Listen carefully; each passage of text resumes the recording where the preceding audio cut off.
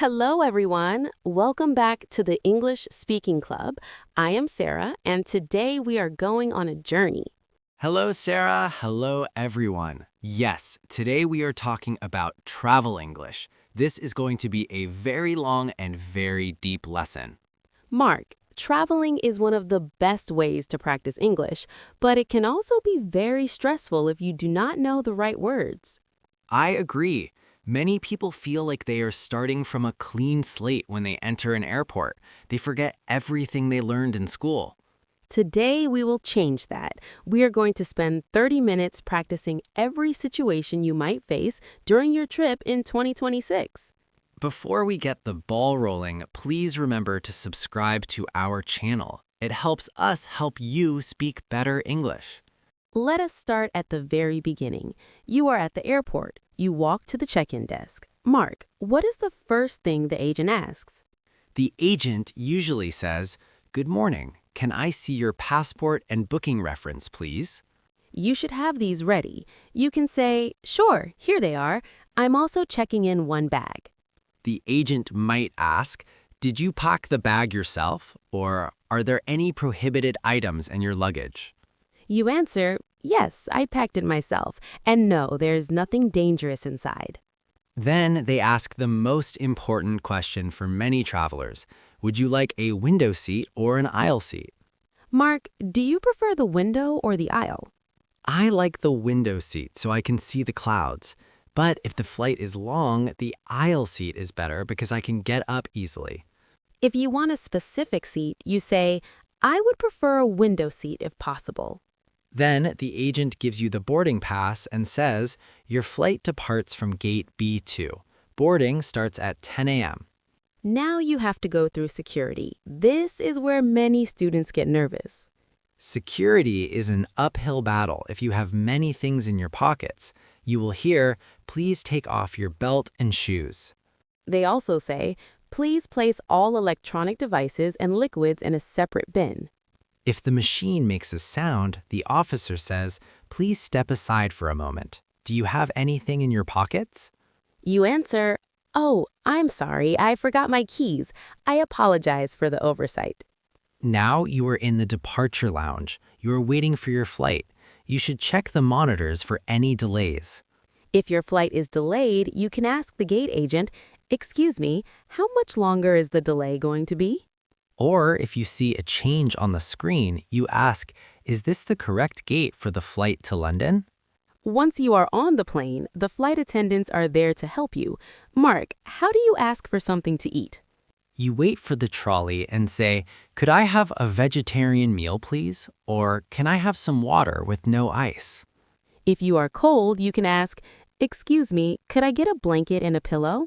Sometimes there is a problem with the seat. You can say, I'm afraid my headphones are not working. Could I get a different pair? Now let us talk about arriving. You land in a new country and go to immigration. The immigration officer is usually very serious. They ask, what is the purpose of your visit? You should say, "I am here for a vacation," or "I am here on a business trip for my company." They ask, how long do you intend to stay in the country? You answer, "I am staying for 10 days. I have a return ticket for the 15th. They might also ask, where will you be staying? You give the name of your hotel. "I will be staying at the Grand Plaza Hotel in the city center." After immigration, you go to the baggage claim to find your suitcase. Mark, what if your bag doesn't arrive? This is a nightmare for travelers. You must go to the lost luggage desk. You say, excuse me, my suitcase did not come out on the carousel.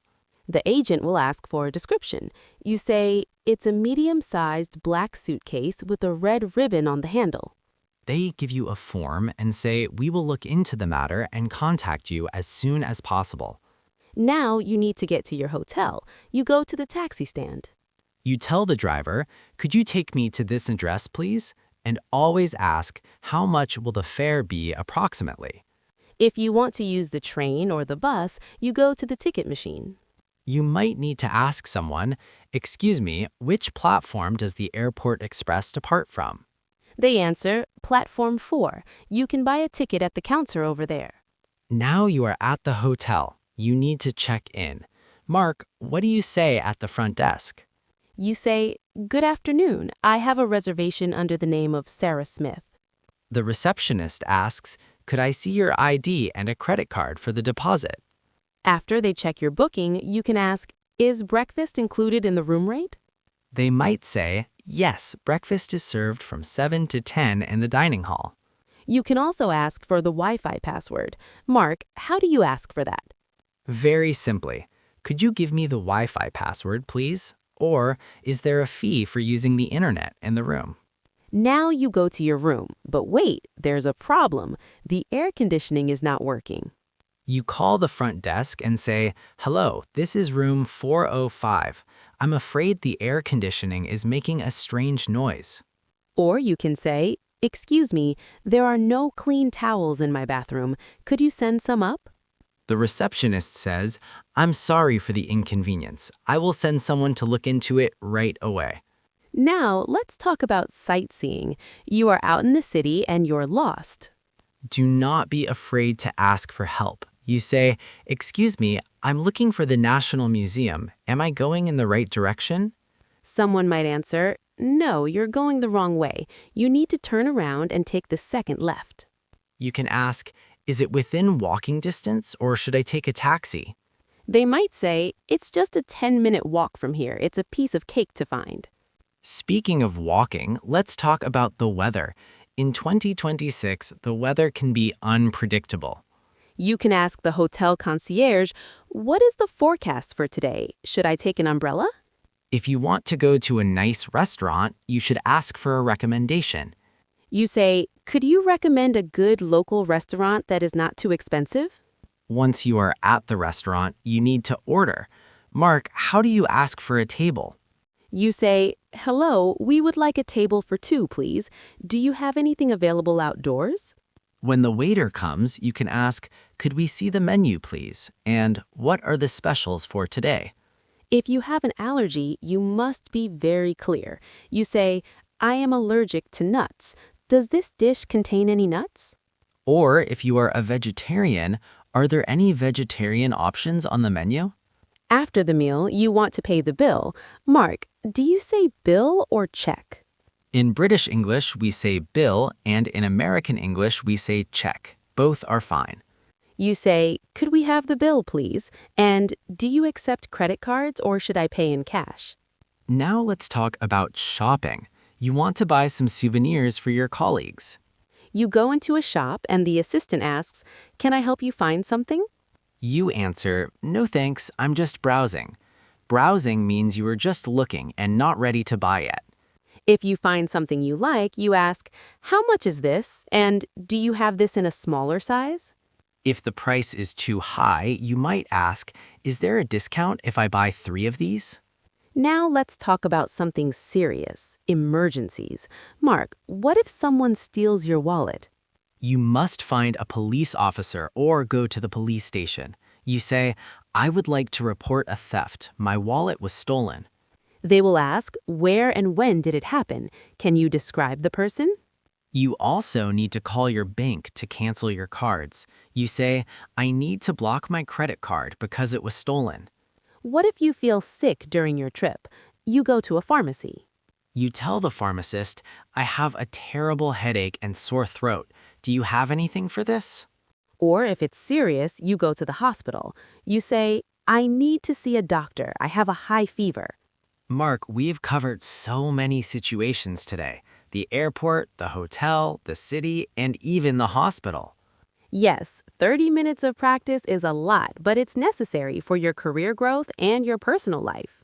Remember that you don't need to be perfect. If you make a mistake, just smile and try again.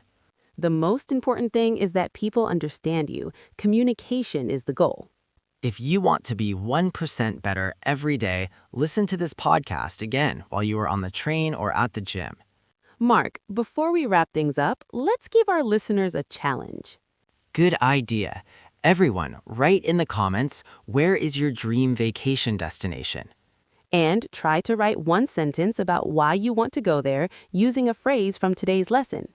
We will read every comment and help you with your English. We are a community. Thank you for staying with us for this 30-minute masterclass. You are dedicated students. Stay curious, stay brave, and keep practicing every single day. We'll see you in our next deep lesson on the English Speaking Club. Goodbye, everyone, and happy travels. Bye-bye.